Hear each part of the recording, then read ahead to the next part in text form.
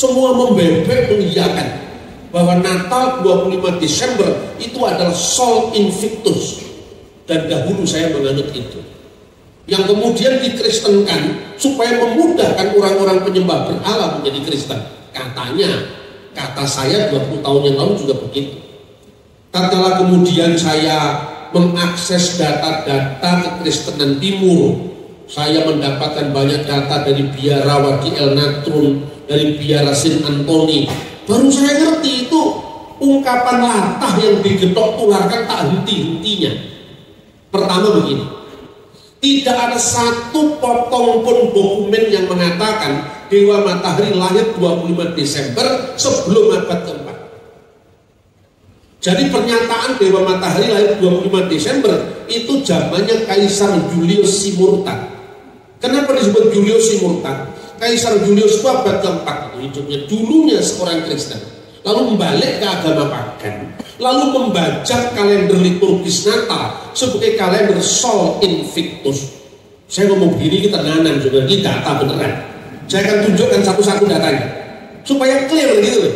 Pertama, sebelum tahun 350 sekian, tidak ada satupun yang mengatakan 25 Desember itu adalah kelahiran Sol Invictus atau Dewa Matahari yang tak terkalahkan.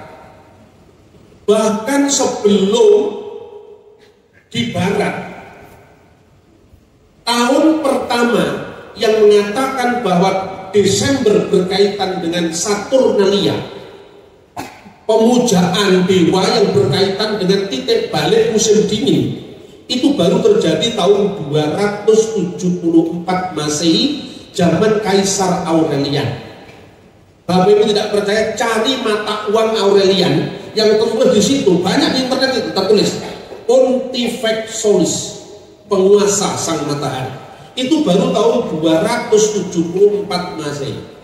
Natal sudah dirayakan tahun 126 Masehi, Misa 24 Desember di Roma oleh Paus Dioscorus. Sumbernya dari mana? Sumbernya ada di buku kuno yang berjudul Liber Pontificalis.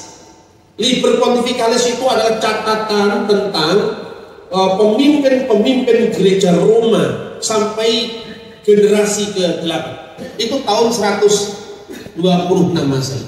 Catatan kedua, tahun 160 Masehi, Uskup Theophilus di Kaisaria Israel sudah merayakan Natal. Dia mengatakan, marilah kita rayakan Natal yang akan jatuh pada tanggal 25 Desember beberapa saat yang akan datang. 160. Saturnalia, perayaan puncak musim dingin itu tahun 274. Ini tahun 126, 170. Baru kemudian di timur mulai dihitung. Siapa yang mengkanonkan pertama kali Natal menjadi perayaan gereja? Bukan di Roma, bukan di Konstantinopel, bukan di Antioquia, tapi di Alexandria. Catatannya di mana? Ini saya ngomong sejarah dulu, baru saya ngomong Alkitab supaya lebih mantap. Catatannya ada di dalam buku kuno yang berjudul Coptic Didaskalia Apostolorum, pasal 18 tentang perayaan-perayaan dan puasa-puasa. Dalam pasal 18 itu, zaman Paus Demetrius pertama, ini bukan Paus Roma, ini Paus Alexandria. Karena kita tahunya gereja kuno cuma gereja di Roma Katolik. Padahal ada gereja kuno di Konstantinopel, Ortodok Yunani, gereja kuno di Alexandria, Ortodok Koptik, gereja kuno di Antioquia. Untuk pertama kali murid-murid Yesus disebut Kristen di mana? Di Antioquia. Kisah Rasul 11 ayat 26. Itu namanya gereja Syriak Ortodoks. Semuanya masih ada, tidak pernah hilang dari muka bumi. Pasal 18 teks yang disebut Didaskalia Koptik tadi mengatakan begini. Minta maaf, saya tidak ahli bahasa Koptik, tetapi saya menghafal teksnya itu dalam bahasa Arab. Bunyinya begini pasal 18 itu. Ya ikhwatana, tahfutu fi ayyamil a'yad allati hiya idmilat Rabbina Yesus al-Masih. Wahai saudara-saudaraku, tetapkanlah pada hari-hari perayaan yaitu Natal Tuhan kita Yesus Kristus. Wa kamaluhu fi kamsati wa isrin fi syahri tasi'il lati lil ibraniyin allati huwa tasi'u wal isrun min syahri rabi'i allati lil masriyin, yang artinya tetapkanlah hari-hari perayaan kita kelahiran Tuhan Yesus Kristus tepatnya tanggal 25 bulan Ibrani ke-9, bulan Yahudi ke-9, namanya bulan Kislev, yang bertepatan dengan tanggal 29 bulan Mesir ke-4, namanya Kiah. Seluruh bapak gereja sebelum tahun 274 semua bicara tentang Natal. Sementara tidak ada sepotong pun dokumen yang mengatakan Dewa Matahari lahir 25 Desember. Sudah terlanjur mualaf, salah lagi. Datanya tidak karu-karuan. Bayangkan, tahun 125 catat, 160 catat. Optik Didaskalia Apostolorum tahun 189 Masehi. Akhirnya oleh Hippolytus, Santo Hippolytus muridnya Irenaeus muridnya Polikarpus muridnya Rasul Yohanes muridnya Yesus. Sekitar tahun 220-an dia mencatat begini: kelahiran Tuhan kita Yesus Kristus egeneto pro octo kalandor Januarion. 8 itu terjadi 8 hari sebelum Januari itu. 8 hari sebelum Januari itu apa? 25 Desember ini tahun 220. Sextus Julius Africanus sekitar tahun 230 mengucapkan hal yang sama. Yesus dilahirkan 8 hari sebelum bulan Januari. Ini data sejarah, Bapak Ibu.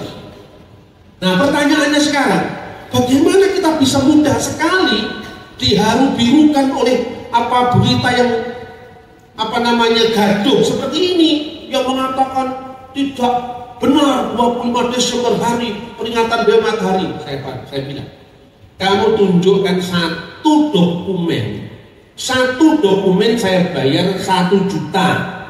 Sekarang 25 Desember perayaan Dewa Matahari, satu aja 1 juta. Tunjukkan dokumen apa? Tidak pernah ada. Jadi ini dongeng yang diyakini. Bahkan para teolog kita pun meyakini ini. Karena apa? Tidak pernah membaca sumber primer sejarah gereja. Mengapa? Karena mula-mula anti Katolik tidak disadari. Semua data gereja kuno dianggap Katolik gitu. Akhirnya apa? Bencana. Ketika kita menghadapi isu seperti ini, orang mengatakan, sudahlah, jangan berdebat soal tanggalnya. Tidak penting. Yang penting itu Yesus lahir di hati kita. Jawaban ini jawaban orang saleh yang malas berpikir. Akibatnya apa? Oh, tanggalnya aja nggak jelas. Jadi peristiwa Yesus itu tidak historis, tidak bersifat sejarah.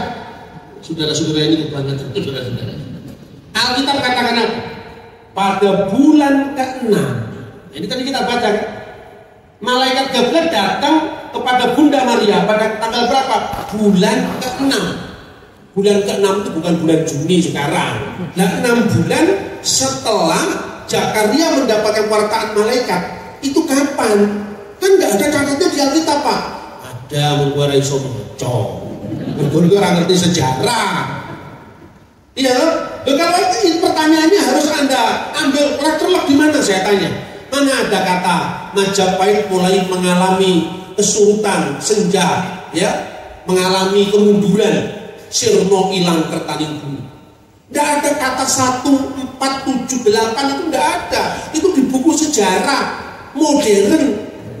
Zaman dulu kan Surya Sengkala, kemudian Chandra Sengkala. Kapan senjanya Majapahit? Ditulis dalam serat kondo. Sirno ilang tertaning bumi. Sirno artinya 0. Ilang itu 0, kerta itu 4, bumi 1, diwaca malih 1400. Karena tahun Saka itu mulai tahun 78, maka 1400 plus 78 1478. Berita serat kondo ini cocok dengan buku Pararaton yang ditulis tahun 1500 Masehi. Apa? Sunya Nora Yuga Ning Wong Pamungsu Bre Kerta Bumi Kapernah paman Prabu Moktarin Kedaton Isa Kawarsa Sunyadora Yudaning Wong. Nah, terus Anda ketemu angka 1478 dari mana? Nggak ada di sejarah Pak. Nggak iso maca sejarah. Ada itu, karena apa? Anda nggak ngerti tahunnya. Mengertimu cuma tahun Gregorian 2019. Kok kamu ngerti gereja 2000 tahun yang lalu tuh pangkatmu apa, Mas? Mikirlah. Makanya gereja jangan sampai gaduh. Kita harus bersatu menyatakan terang Kristus di tengah-tengah kepelbagaian gereja. Itu adalah tugas pewartaan Injil tanpa memandang gereja. Ini yang harus saya sampaikan. Makanya kita harus tahu kapan Zakaria membakar ukupan. Membakar ukupan membakar dupa. Jangan lupa di gereja kuno juga ada dupanya. Makanya di gereja ortodoks ada dupa. Orang-orang Kristen modern nggak ngerti itu. Kok ada dupa Pak gereja? Terus saya jawab. Aku yang dulu muni piye? Biarlah persembahan ini menjadi dupa yang harum di dupa itu lain. Iya loh, bener nggak? Artinya apa? Artinya kita ini jangan ukur yang lama-lama dari ukuran kita sekarang. Gereja itu punya sejarah yang panjang ribuan tahun. Nggak bisa kita potong hanya munculnya gereja baru tahun 2000-an ini, nggak bisa. Catatan pertama tentang rotasi Zakaria itu panjang ceritanya, tapi saya kutip salah satu dokumen saja, yaitu Flavius Josephus, ahli sejarah Yahudi yang nulis tahun 90 Masehi. Dia mengatakan baik Allah di Yerusalem dihancurkan tahun 70 Masehi, tepatnya tanggal 9 bulan Ab. Bulan Ab itu bulan Yahudi, sejajar dengan Agustus. Sumber kedua, kenapa urusannya dengan runtuhnya Bait Allah? Itu nanti terkait dengan kapan membakar ukupan itu loh. Nah, Zakaria itu rombongan Abia, Lukas pasal 1 ayat 5. Abia menurut 1 Tawarik pasal 24 ayat 7 sampai 19, rombongan ke-8. Tinggal ngitung kalau ketemu. Mudah ngitungnya, kita awam aja. Bagaimana catatan kedua? Catatan kedua dari dokumen Yahudi namanya Megillot Ta'anit. Itu bagian dari buku namanya Talmud. Ditulis kira-kira tahun 160 Masehi. Dalam Megillot Ta'anit 4:29a disebutkan dalam bahasa Ibrani begini.